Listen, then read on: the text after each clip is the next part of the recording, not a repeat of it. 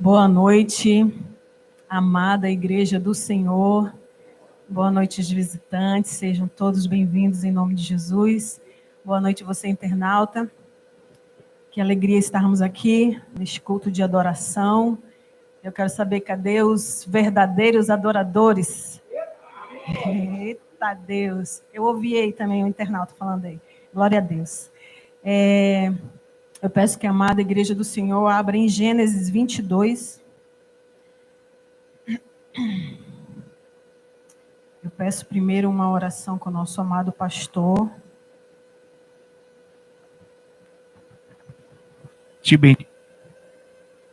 Alô.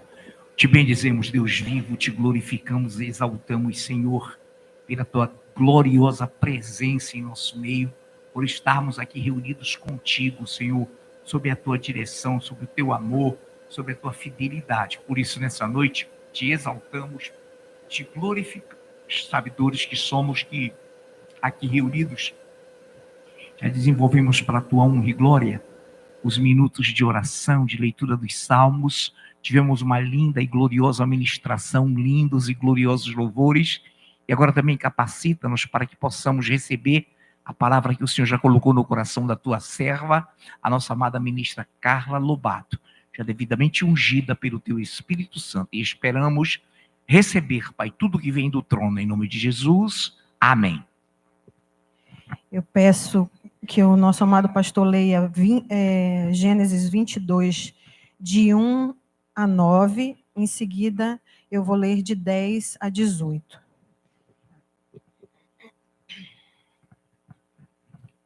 De 1 a 9, meu pastor. Obrigado. Depois dessas coisas, pôs Deus Abraão à prova, e lhe disse a Abraão, este lhe respondeu, eis-me aqui.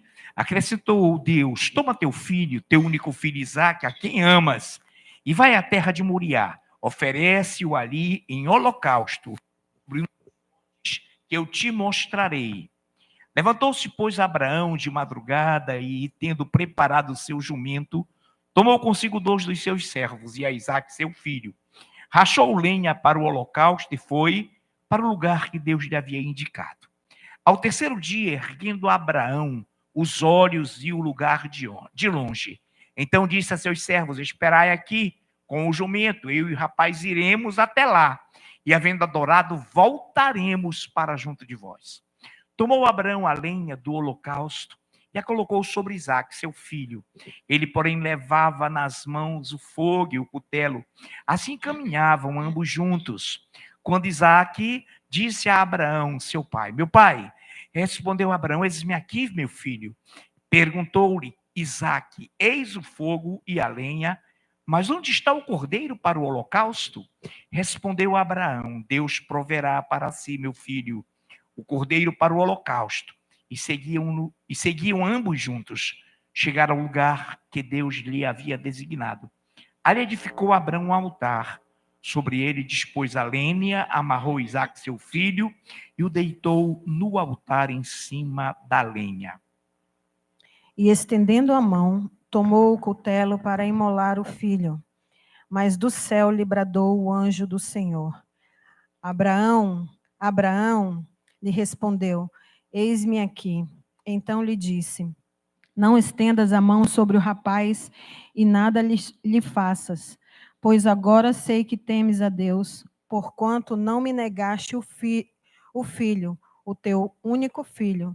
Tendo Abraão erguido os olhos, viu atrás de si um carneiro preso pelos chifres entre os arbustos. Tomou Abraão o carneiro e o ofereceu em holocausto, em lugar de seu filho. E pôs Abraão por nome daquele lugar, o Senhor proverá. Daí dizer-se até o dia de hoje, no monte do Senhor se proverá. Então do céu bradou pela segunda vez o anjo do Senhor a Abraão e disse, jurei por mim mesmo, diz o Senhor, porquanto fizeste isto e não me negaste o teu único filho, que deveras te abençoarei, e certamente multiplicarei a tua descendência como as estrelas dos céus e como a areia da praia do mar. A tua descendência possuirá a cidade dos seus inimigos.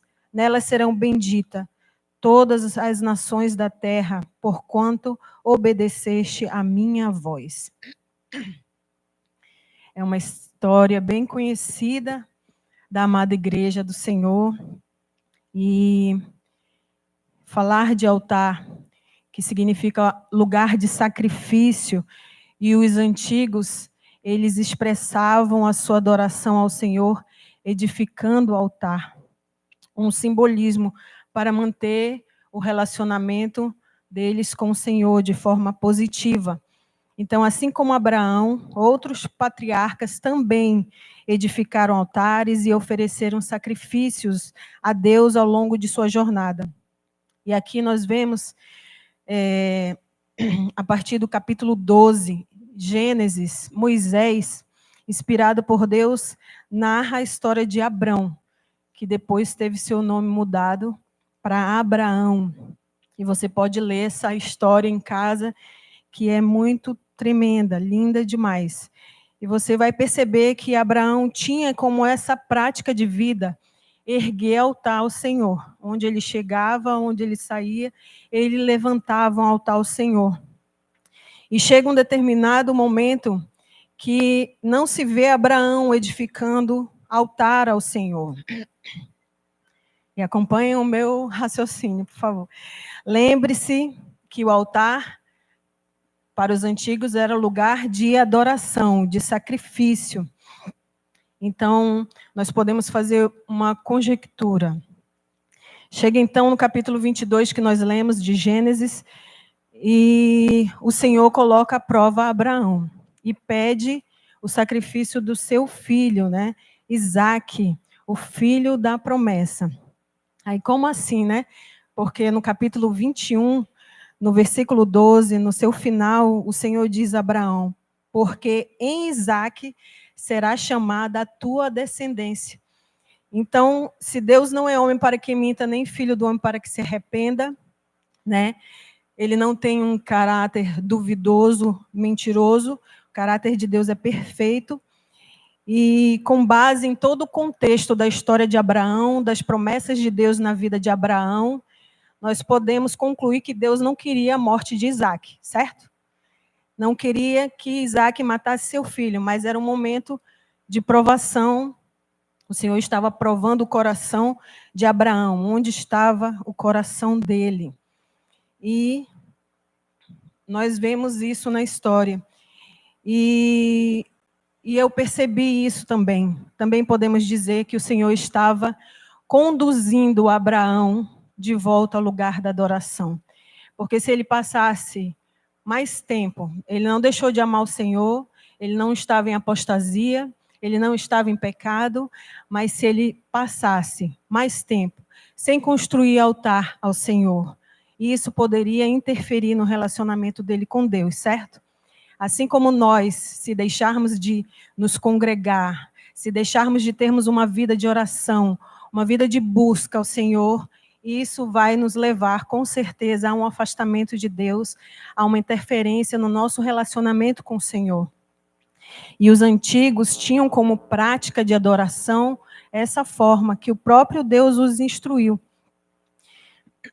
E lembrando, como eu já falei, Abraão não estava apóstata, não deixou de amar a Deus, mas essa falta poderia, essa prática poderia levar, sim, a ele ter uma interferência na sua relação com Deus. E em Gênesis 22, 12, fala assim: então disse, quando Abraão obedeceu à voz de Deus e ofereceu ali o seu filho, e ele já ia levantar o cutelo para imolar o seu filho, o Senhor disse: não estenda a mão sobre o moço e não lhe faças nada, portanto agora sei que temes a Deus e não me negaste o teu único filho. E continuando no verso 13 a 18, diz: tendo Abraão erguido os olhos, viu atrás de si um carneiro preso pelos chifres entre os arbustos. Tomou Abraão o carneiro e ofereceu em holocausto em lugar de seu filho. E pôs Abraão por nome daquele lugar: o Senhor proverá. Daí dizer-se, até o dia de hoje, no monte do Senhor se proverá.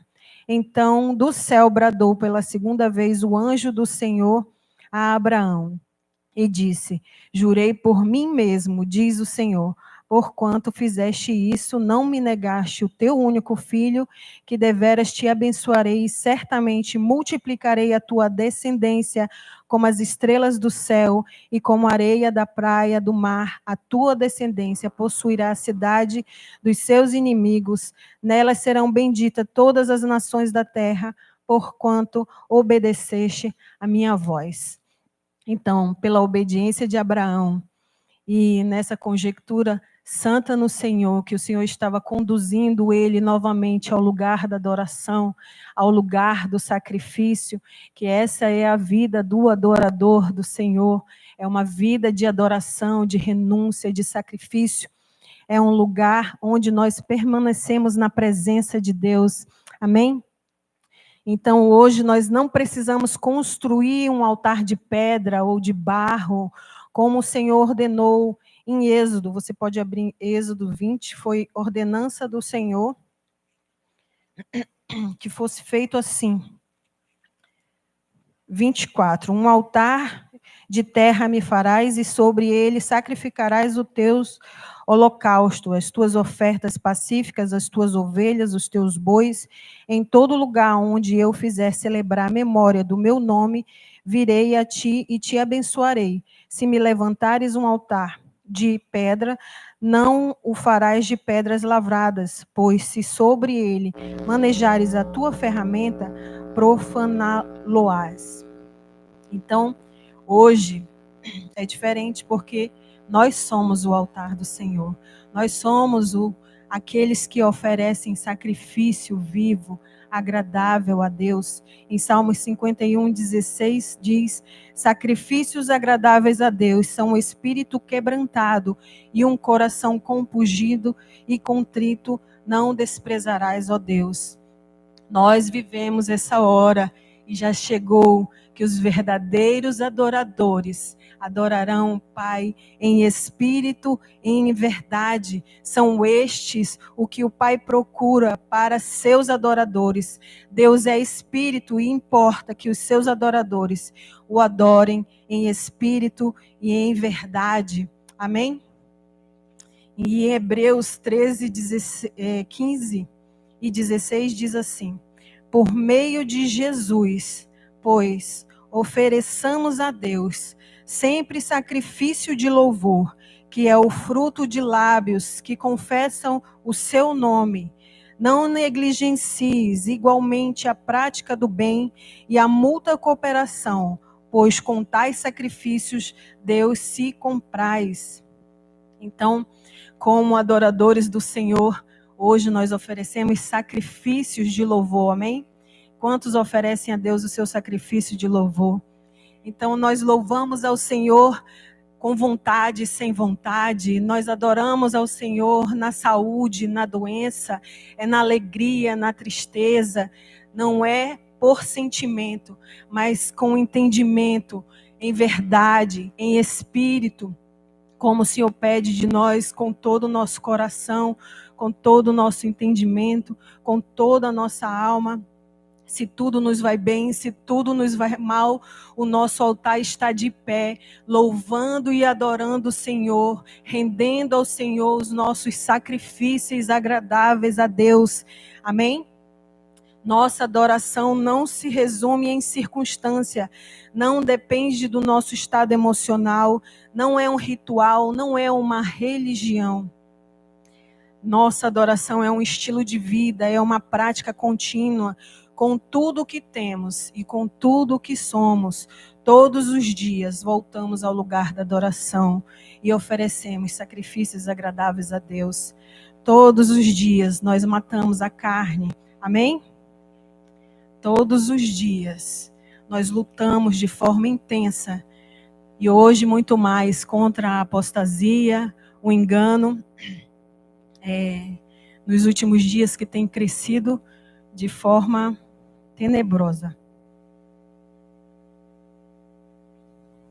E para nos manter firmes no lugar da adoração, não podemos negligenciar a prática do bem, não podemos negligenciar a nossa vida de oração. Nós vamos trabalhar alguns tópicos dentro da adoração, e um deles é a oração. 1 Tessalonicenses 5,17 diz: Orai sem.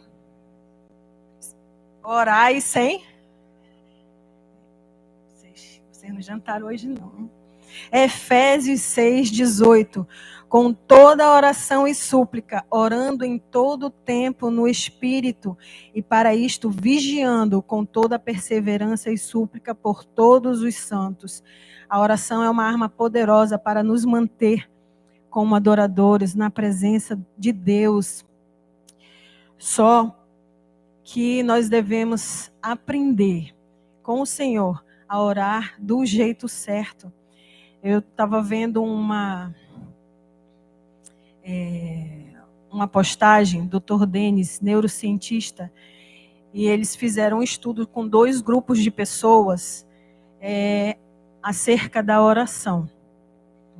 E o primeiro grupo, eles observaram o tipo de oração deles e o crescimento do córtex frontal. E esse primeiro grupo, eles tinham um modelo de oração, de pedir, me dá, faz, eu quero, me abençoa. E esse estudo foi feito pelos neurocientistas de Harvard. Falei para o Ed que eu tinha que aprender a falar. Então, esse era o modelo de oração desse primeiro grupo. E os neurocientistas perceberam que eles tiveram um pequeno crescimento no córtex frontal. E vocês vão já entender por que o nosso córtex frontal é tão importante.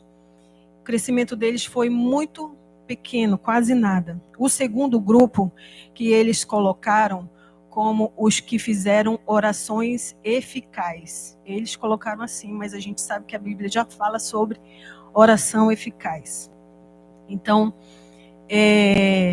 esse grupo orava adorando, exaltando o Senhor, rendendo graças, confessando seus pecados, colocando suas súplicas diante do Senhor. E isso gerou neles um crescimento exponencial no córtex frontal. E qual a importância disso? O córtex frontal, à medida que ele cresce, à medida que ele se expande, mais o homem é capaz de tomar decisões assertivas. Mais ele amadurece, mais ele é aperfeiçoado. E Deus é maravilhoso. E eu peguei uma outra neurocientista, e eu peço só que o Luciano ponha um vídeo bem rapidinho para que ela explicando, vocês vão entender melhor do que eu falando.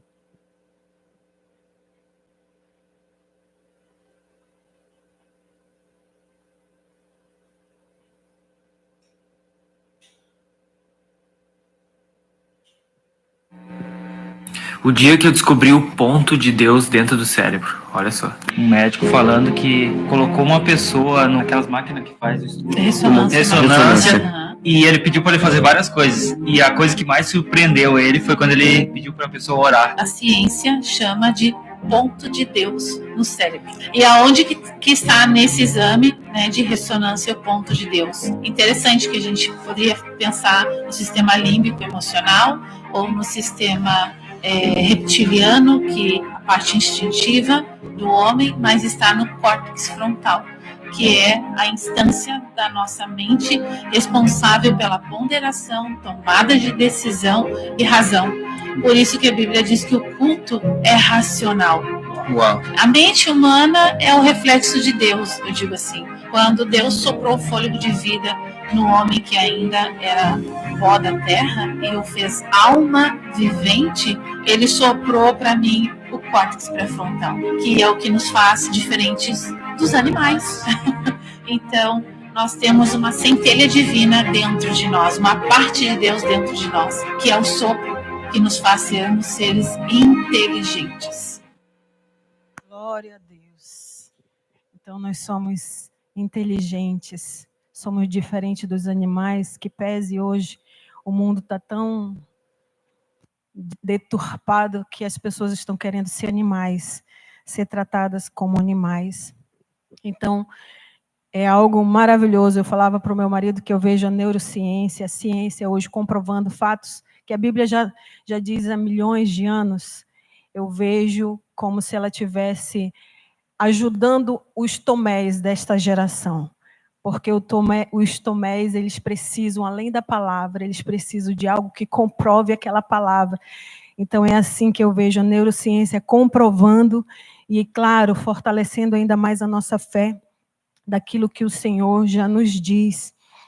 E é uma coisa linda o que acontece quando nós verdadeiramente nos colocamos diante do Senhor em oração, da forma certa, de forma eficaz. E nós precisamos praticar continuamente essa oração eficaz. E Jesus deixou um modelo para não ser repetido como religiosidade, mecanicamente, ou apenas como um papagaio sem entendimento. Você não precisa repetir 1000 vezes o Pai Nosso, mas você pode seguir a orientação de Jesus. Assim a gente passa para as crianças na escola dominical.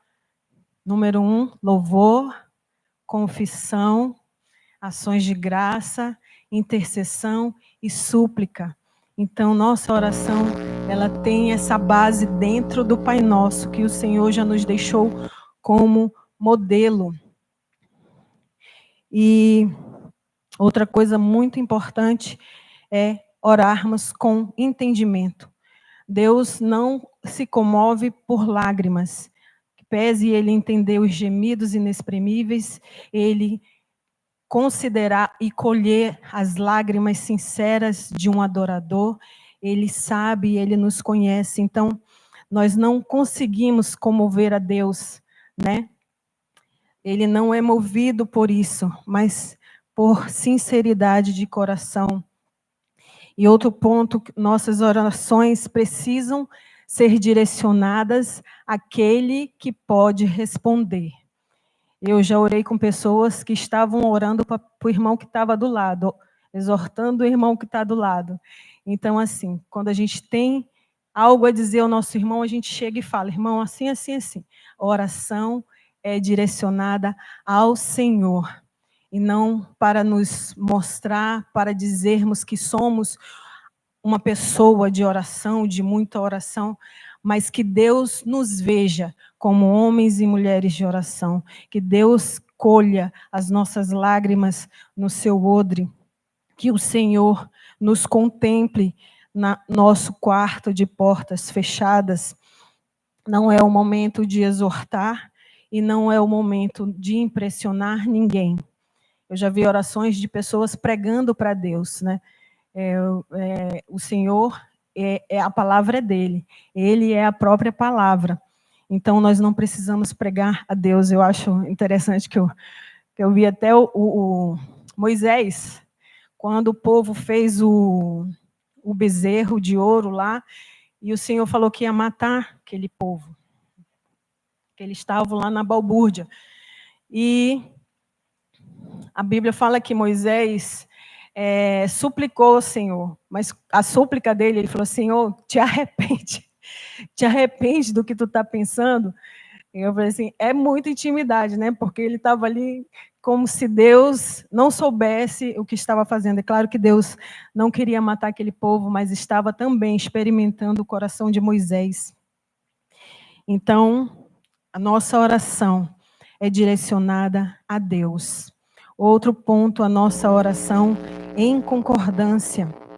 Nós praticamos muito aqui na igreja, é tão maravilhoso que eu fui batizada no Espírito Santo em um desses momentos de oração, aqui na igreja, num culto de quarta-feira, numa oração final. Eu lembro até quem estava orando, que era a missionária Mara Simone. E quão importante é. Nós presenciamos a cura maravilhosa da nossa presbítera Andriane. Enquanto o nosso pastor orava, a igreja concordava. Então, nós temos esse poder de ligar na terra e o Senhor liga no céu. Em Mateus 18, 18 a 20, diz assim: Em verdade vos digo que tudo o que ligardes na terra terá sido ligado nos céus, e tudo o que desligardes na terra terá sido desligado nos céus. Em verdade também vos digo que se 2 dentre vós sobre a terra concordarem a respeito de qualquer coisa, porventura pedirem, ser-lhe-ás concedida por meu Pai que está nos céus. Porque onde estiverem 2 ou 3 reunidos em meu nome, ali estou no meio deles. Então, eu até me lembrei de um estudo antigo que a pastora Nailf ministrou ao Ministério de Intercessão logo no início, sobre concordância. E quando nós estamos em concordância, a gente que está aí e o irmão que está aqui orando, nós estamos, amém, Senhor, que assim seja. Nós concordamos com esta oração, porque quando não ouvimos com o nosso entendimento, nós vamos falar o que não compete naquele momento. E nós oramos com entendimento, amém? Com razão. E nós expressamos a Deus a necessidade da igreja, a necessidade do seu povo, da nação. Intercedemos. E isso é maravilhoso para nos manter em adoração. O que é nascido da carne é carne, e o que é nascido do espírito é espírito. E o último ponto que nós vamos trabalhar é sobre o engano. Quanto tempo eu tenho?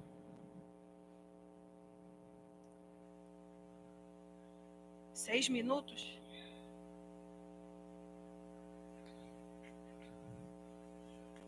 Vou correr aqui. Engano. 1 Timóteo 4:1 fala assim: ora, o Espírito afirma expressamente que nos últimos tempos alguns apostatarão da fé, por obedecerem aos espíritos enganadores e a ensino de demônios. Então, para nos mantermos firmes na nossa adoração, amada igreja do Senhor, nós devemos ter filtro.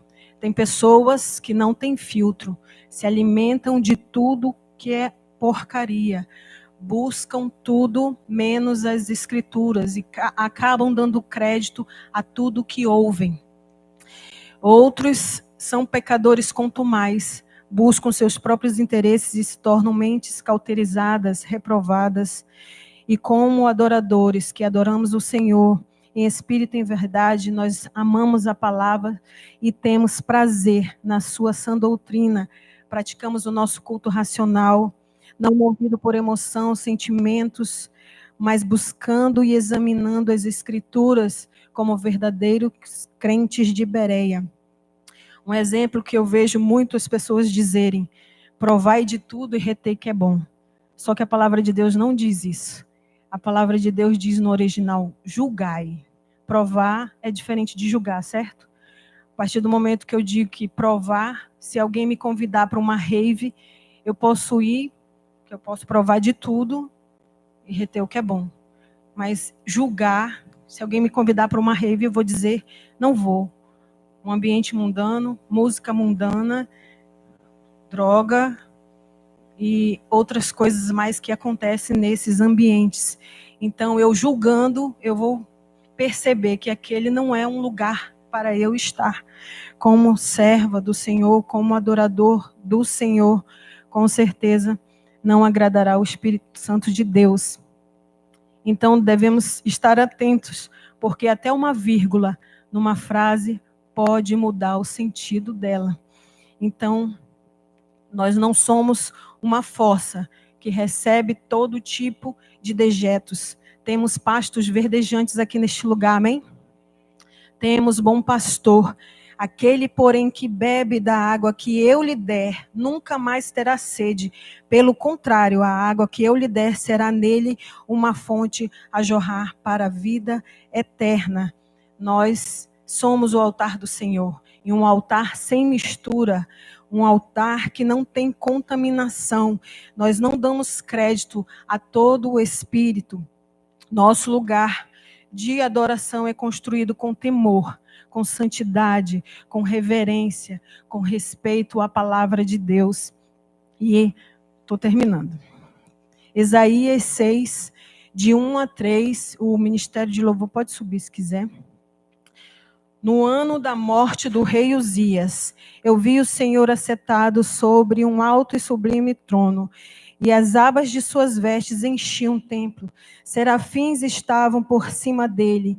Cada um tinha 6 asas, com 2 cobriam o rosto, com 2 cobriam seus pés, e com 2 voavam. E clamavam uns para os outros, dizendo: Santo, Santo, Santo é o Senhor dos exércitos. Toda a terra está cheia da sua glória. Nós possamos seguir o exemplo dos anjos, amada igreja do Senhor. Você está na presença do Rei dos Reis, do Senhor dos Senhores. Quando você adentrar por esta porta, tire a sandália dos seus pés, porque aqui é terra santa. Quando você estiver na presença do Senhor, incline a sua cabeça com temor e reverência, porque nós estamos diante do Senhor, diante do Rei dos Reis. Nós não estamos diante de qualquer pessoa, amém? Ele é santo. E você pode voar na presença do Senhor, porque aonde o Espírito de Deus está, ali a liberdade. Você tem liberdade para adorar em espírito e em verdade o Senhor, o nosso Deus, o amado da nossa alma. Ele é o nosso Pai, e a Ele nós rendemos louvor, a Ele nós rendemos a glória, a Ele nós exaltamos, a Ele nós adoramos, a Ele nós sacrificamos, a Ele nós erguemos o altar. Em nome de Jesus, que você possa se levantar e adorar o Senhor com toda a tua força, com todo o teu entendimento. Santo, Santo, Santo é o Senhor dos exércitos. Toda a terra está cheia da sua glória. Santo, Santo, Santo é o Senhor dos exércitos. A igreja evangélica Fogo Vivo está cheia da sua glória. Santo, Santo, Santo é o Senhor dos exércitos. Você que está assistindo pela internet, a sua casa está cheia da glória de Deus. Aonde a presença do Senhor está, ali a liberdade. Adore ao Senhor, amada igreja do Senhor. Peço uma oração para o nosso amado pastor. Bendito seja o teu nome, Pai Santo, por esta palavra gloriosa. Vinda do teu trono, acrescentamos que Moriá é a extensão do Calvário, que Moriá é a extensão do Gólgota. E ali Deus, ao provar Abraão, estava provando Abraão para que ele, como Deus, tivesse a sensação de estar dando o seu único filho. Em 11:19 de Hebreus, a Bíblia diz que Abraão sabia que Deus era poderoso para ressuscitar o seu filho, de onde figuradamente o recobrou. Então Deus proverá, significa que aquele carneiro era uma simbologia de Jesus. Deus proveria no Monte Moriá, no Gólgota, no Calvário, o sacrifício pela humanidade em nome de Jesus. Amém.